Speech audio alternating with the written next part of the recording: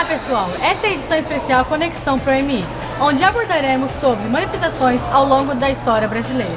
Encomendada pela nossa direção escolar, juntamente com nossa professora e mentora Cleonice Xavier. Neste pequeno documentário, você saberá como as manifestações aconteceram em comparação com manifestações que anteriormente ocorreram no nosso país. Então vamos começar. Vem, vamos pra rua, pode vir que a festa é sua, que o Brasil vai tá gigante, grande como nunca se viu. Vem, vamos com a gente, vem torcer bola pra frente, sai de casa, vem pra rua, pra maior arquibancada do Brasil. Vem pra rua, porque a rua é a maior arquibancada do Brasil. Após a Revolução de 1930, um golpe de Estado que levou Getúlio Vargas ao poder, aumentou muito a insatisfação no estado de São Paulo. Vargas concentrou o poder e nomeou interventores nos estados. Os fazendeiros paulistas, que tinham perdido o poder após a Revolução de 1930, eram mais insatisfeitos e encabeçaram uma forte oposição ao governo de Vargas. Houve também uma grande participação de estudantes universitários, comerciários e profissionais liberais. Os paulistas exigiam do governo provisório a elaboração de uma nova Constituição e a convocação das eleições para presidente. Exigiam também de imediato a saída do interventor pernambucano João Alberto e a nomeação de um novo interventor paulista. A partir de 1930, os políticos tiveram que incorporar na sua retórica muita coisa para satisfazer as reivindicações populares. Foi a primeira vez, por exemplo, em que a retórica oficial admitiu que havia miséria no Brasil, que havia uma desigualdade gritante, que o trabalhador tinha direitos. Os paulistas também criticavam muito a forma autoritária com que Vargas vinha produzindo a política do país. Queriam mais democracia e maior participação na vida política do Brasil. Como Vargas não atendeu às reivindicações paulistas em maio de 1932, começaram uma série de manifestações de rua contrárias ao governo de Vargas. Numa dessas manifestações, houve forte reação policial, ocasionando a morte de 4 estudantes: Martins, Miragaia, Drauzio e Camargo. As iniciais do nome desses estudantes, MMDC, transformou-se no símbolo da Revolução.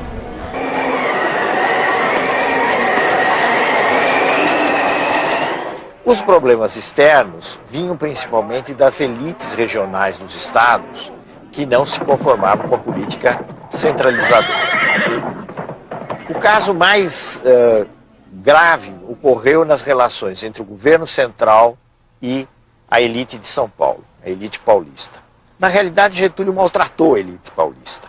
Ele não teve o jogo de cintura que ele teria mais tarde, com as várias forças sociais, com a elite paulista.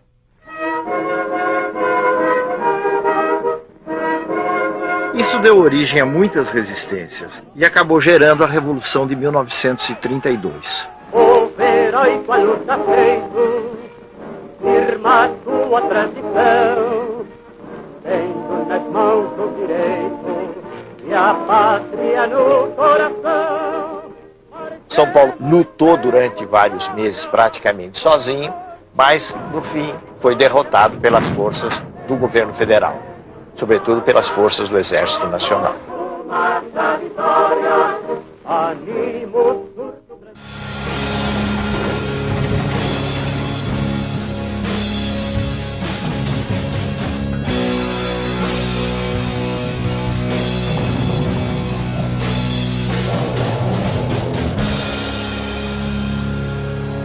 Em 9 de julho de 1932, teve início a Revolução Constitucionalista, que foi uma verdadeira guerra civil. Os paulistas fizeram uma grande campanha usando jornais e rádios, conseguindo mobilizar uma grande parte da população. Os combates ocorreram principalmente no estado de São Paulo, região do sul do Mato Grosso, região sul de Minas Gerais. Contando apenas com o apoio do sul do Mato Grosso, São Paulo enfrentou o poder militar das Forças Armadas Federais. O resultado foi a rendição e derrota paulista em 28 de setembro de 1932. Cerca de 3.000 brasileiros morreram em combate e mais de 5.000 ficaram feridos durante a Revolução. Embora derrotados, os paulistas conseguiram alcançar alguns objetivos. Entre eles, a Constituição, que acabou sendo promulgada em julho de 1934, trazendo alguns avanços democráticos e sociais para o país.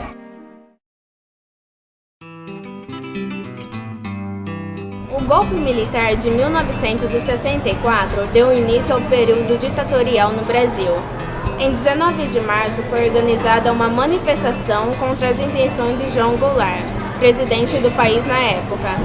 Essas manifestações foi a Marcha da Família com Deus pela Liberdade, que reuniu milhares de pessoas pelas ruas do centro da cidade de São Paulo. Existem razões de ordem econômica, razões de ordem política, que estão entrelaçadas e explicam o movimento militar de 1964. As razões econômicas resultam da deterioração de um quadro que se revela numa inflação que quase chegou a 100% anuais, o descontrole das contas do governo, do setor externo da economia, enfim, uma situação para a qual se tentou encontrar saídas no fim do período democrático, mas que infelizmente essas saídas fracassaram. Do ponto de vista político, existia o propósito, a convicção de setores militares, mas também de setores civis, de que era preciso interromper o regime populista de João Goulart, que estava levando o país à República Sindicalista e da República Sindicalista ao comunismo. Durante o governo Goulart, o clima de crise e tensões sociais apenas aumentavam a cada dia. Em 31 de março de 64, tropas de Minas Gerais e São Paulo saíram às ruas e, para evitar uma guerra civil, João Goulart deixou o país. Os militares tomaram o poder. Jovens estudantes e intelectuais começaram a se manifestar contra o regime ditatorial. Essas manifestações, porém, eram violentamente reprimidas.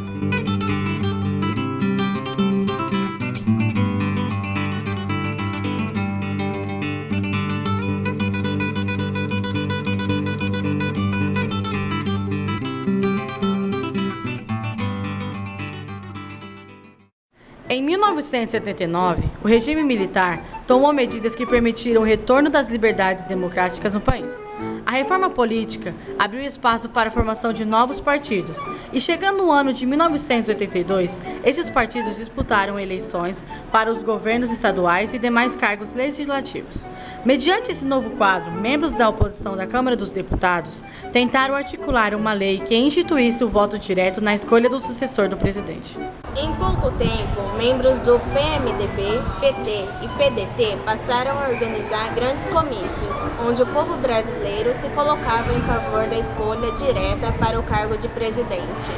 Essas manifestações se transformaram no movimento da Direta Já, reconhecida como uma das maiores manifestações populares ocorridas no país, e marcada por grandes comícios onde pessoas perseguidas pela ditadura militar, artistas intelectuais e estudantes militavam pela aprovação do projeto de lei.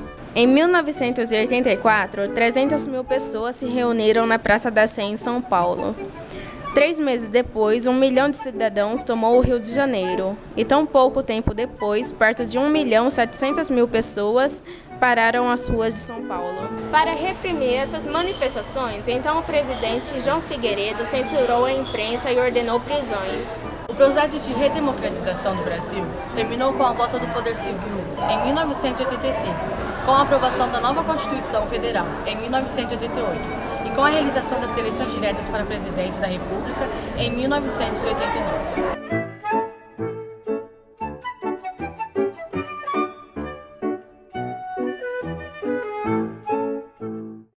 O movimento dos Caras Pintadas constituiu em milhares de jovens que saíram às ruas de todo o país com os rostos pintados, em forma de protesto contra os acontecimentos que abalaram o governo do presidente Fernando Collor de Mello.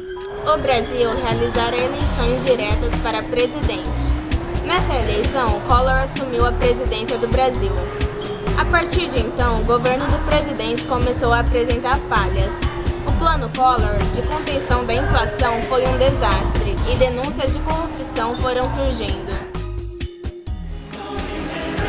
Peçam às suas famílias que no próximo domingo, e esta é uma mensagem que eu dirijo agora a todo o Brasil, a todos aqueles que têm esta mesma profissão de fé, que saiam no próximo domingo de casa com alguma peça de roupa numa das cores da nossa bandeira, que exponham nas janelas,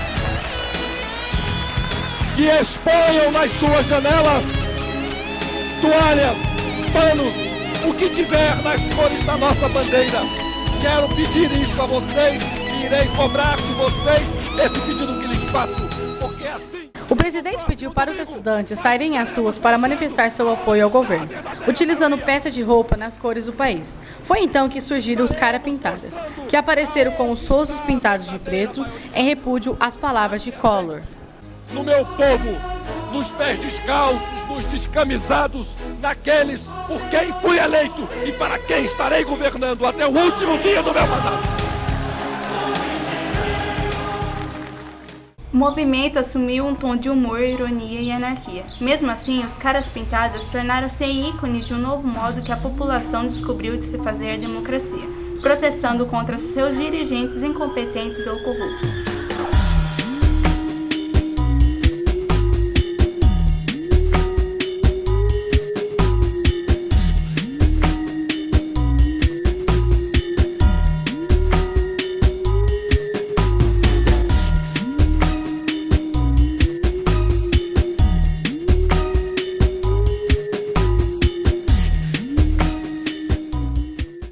No início de junho, uma onda de manifestações tomou a cidade de São Paulo, seguindo para os outros lugares do estado e logo para todo o país. Os jovens eram os que dominavam tais ações. O ápice das reivindicações foi devido ao aumento da tarifa do transporte público de R$ 3,00 para R$ 3,20.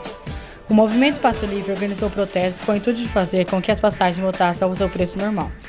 As manifestações eram organizadas online, através das redes sociais pela internet, como Facebook e principalmente via Twitter, comissão antipartidária. O momento mais tenso foi quando eles romperam a barreira dos policiais e conseguiram subir até as cúpulas do Congresso, mas não entraram no prédio.